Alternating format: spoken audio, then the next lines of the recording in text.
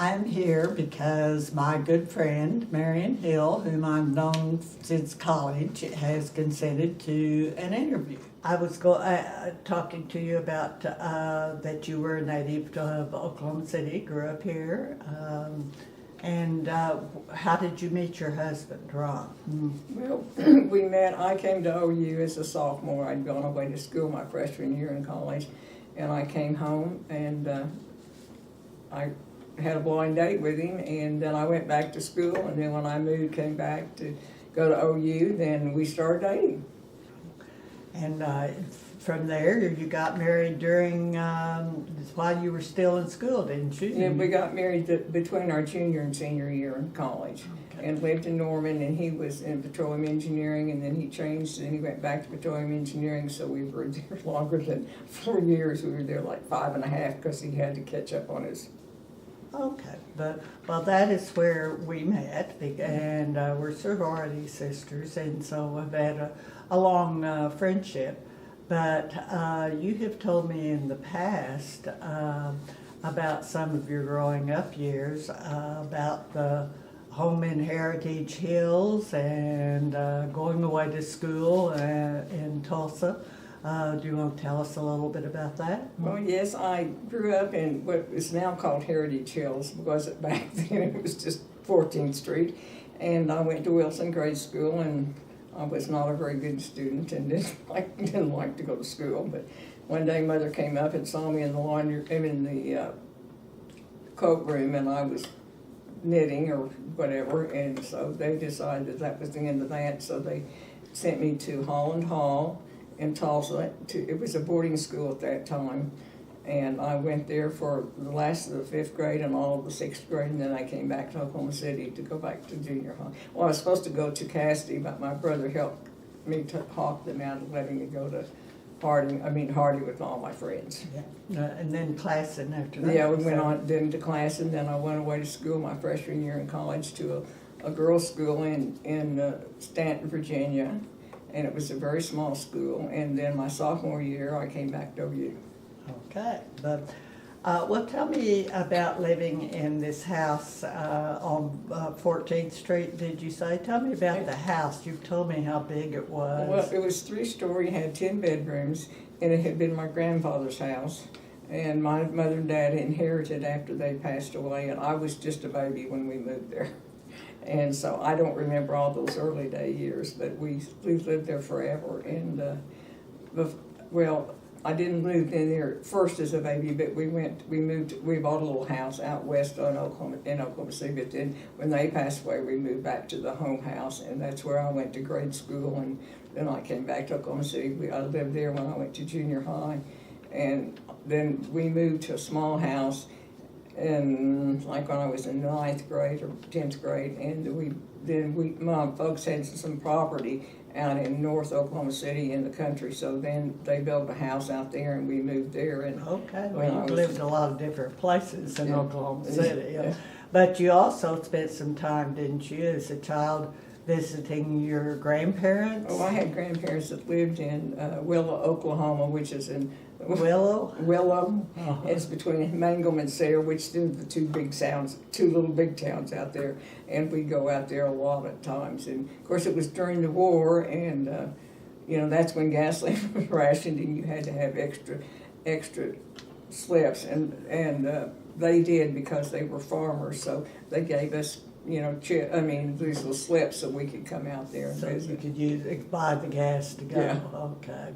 And what did you do when you were there? Did you help with animals or play? Well, I just played, and we went all through the barn, and we'd stand on the fences and watch them milk the cows, and we would go down to the pond and watch the cows swim, and then we would ride horses, and just.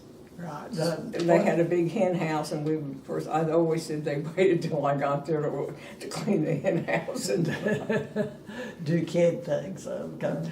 Well, how about your kids? You have 2. I have 2. The oldest one is a girl named Laura, and my son is Ronald, named after his dad. And we were married and when we were still in college, but we waited till we were well, I was 28 when I had my first child because we moved back to Oklahoma City, and then we started to work, and I worked until I got to be 28, and then I quit, and then I got pregnant with Laura. Okay. What did you do when you worked?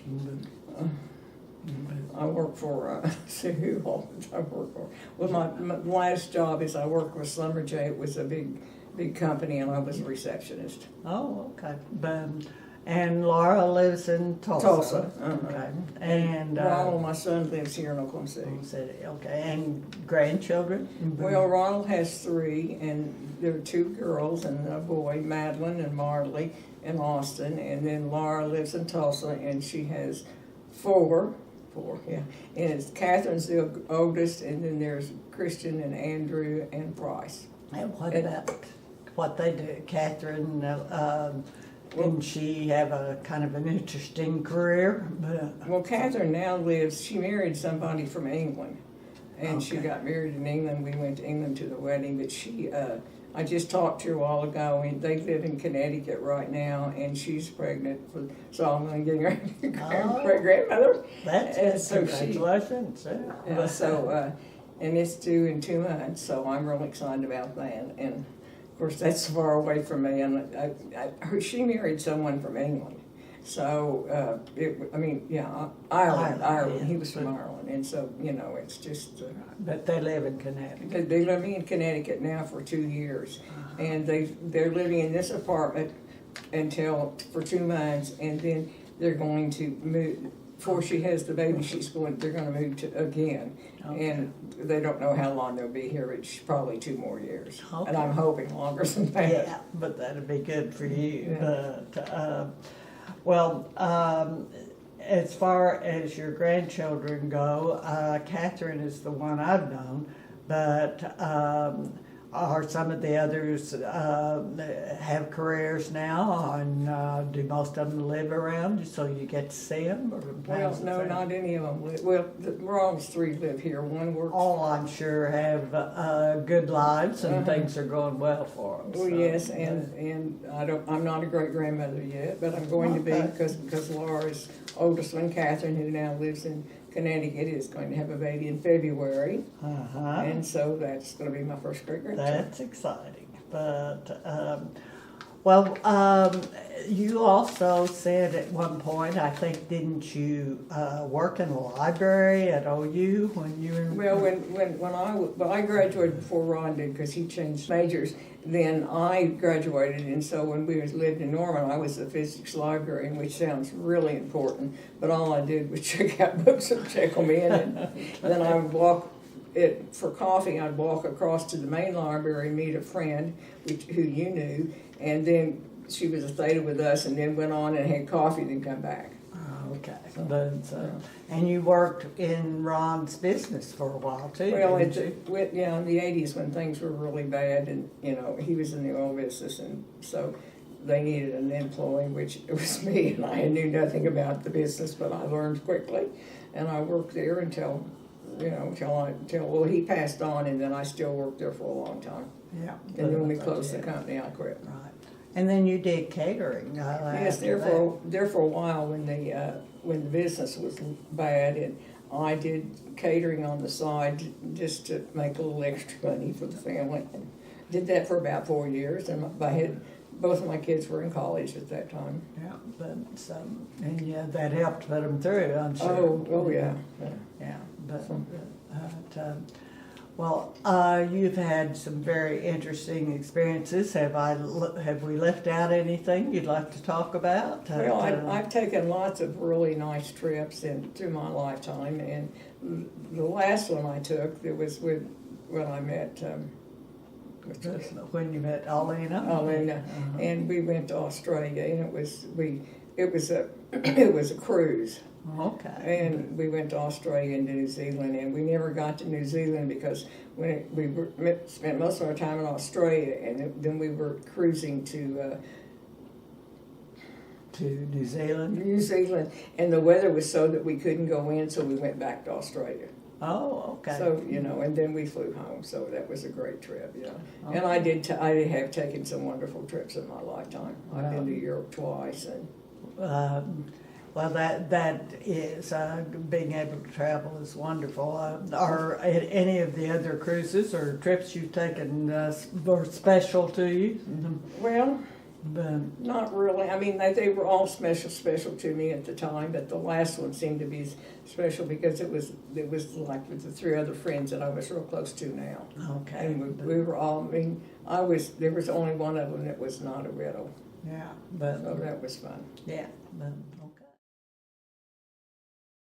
Well, I sold my bigger home about 11 years ago and moved to a smaller one, and then I was such a bad driver. I got to the place where I couldn't drive, so I lived in this small home for 11 years, and then I decided it was time for me to move on to where I could, since I couldn't drive around and go places, I had to so I'm here. I like it really well. It's been nice and met a lot of nice people, and of course I've always had a dog, and so my dog is with me. Well, tell them about how old your dog is. Oh, Twiggy is 15. Yeah. And so What kind of dog? It's a Karen Terrier, and she's completely deaf and almost blind, and so, but she's my companion. She sleeps with me, and I take care of her, and she takes care of me. Marian, thank you so much for being here. We really appreciate that. And Well, I love it here. It's right. There are really nice people, I think, too. So, but we're glad you're here. Well, thank you. Okay.